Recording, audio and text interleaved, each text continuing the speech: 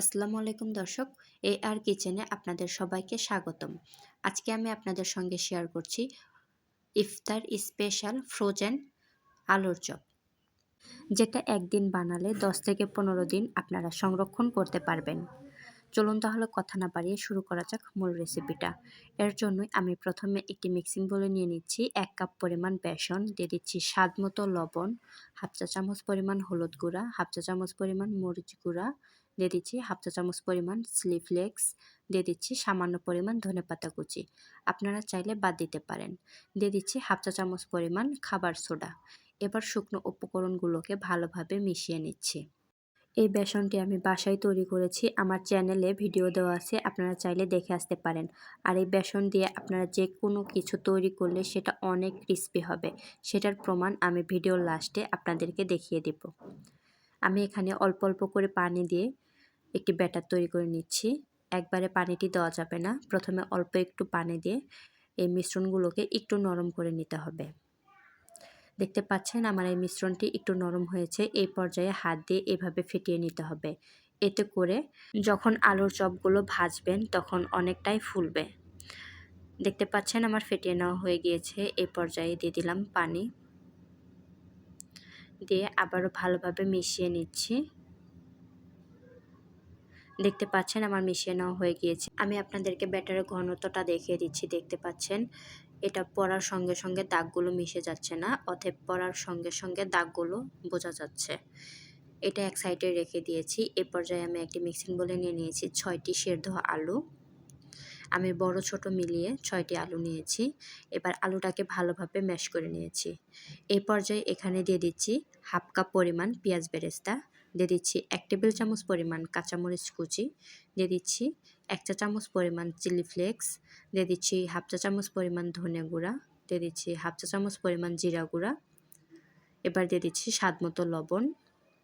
এবার দিয়ে দিচ্ছি পরিমাণ মতো ধনেপাতা কুচি।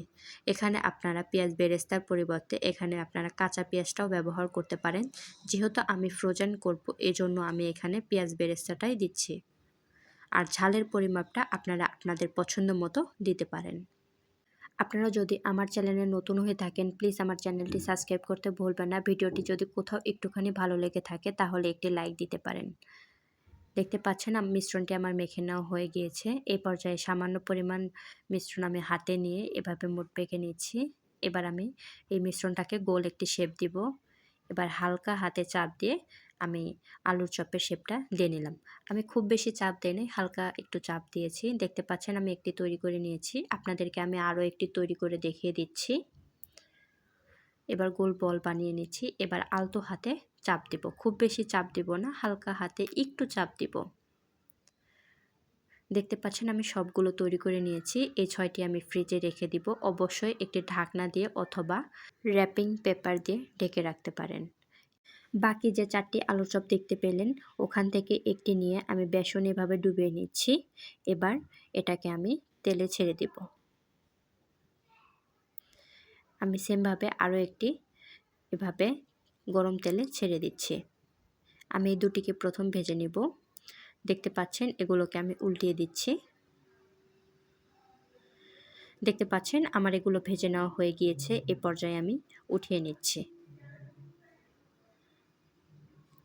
দেখতে পাচ্ছেন মাশাআল্লাহ কতটা পরিমাণ সুন্দর হয়েছে। বাকি যে দুটি রয়েছে এই দুটিও আমি তেলে ভেজে নেব। এবার আমি এটাকেও উল্টিয়ে দিচ্ছি।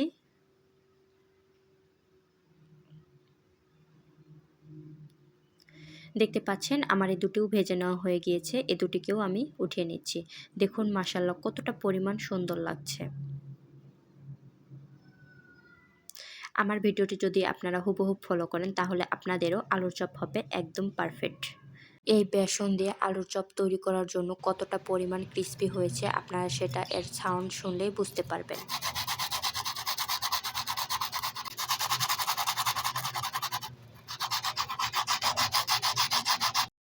আপনারা নিশ্চয়ই শব্দ শুনে বুঝতে পারলেন এই আলুর চপ কতটা পরিমাণ ক্রিস্পি হয়েছে। শুধু আলুর চপই না, এই বেসন দিয়ে আপনারা বুন্দিয়া বলেন, বেগুনি বলেন, যেটাই ট্রাই করেন না কেন একদম পারফেক্ট হবে আর একদম ক্রিস্পি হবে। এই ভিডিওর ডিসক্রিপশন বক্সে আমি লিঙ্কটা দিয়ে দিয়েছি, আপনারা চাইলে দেখে আসতে পারেন। দেখতে পাচ্ছেন আপনাদেরকে একটি আলুর চপ আমি ভেঙে দেখালাম, মাশাআল্লাহ কতটা পরিমাণ সুন্দর হয়েছে। তো আজকের ভিডিও এই পর্যন্তই। ভালো থাকবেন, সুস্থ থাকবেন, আল্লাহ হাফিজ।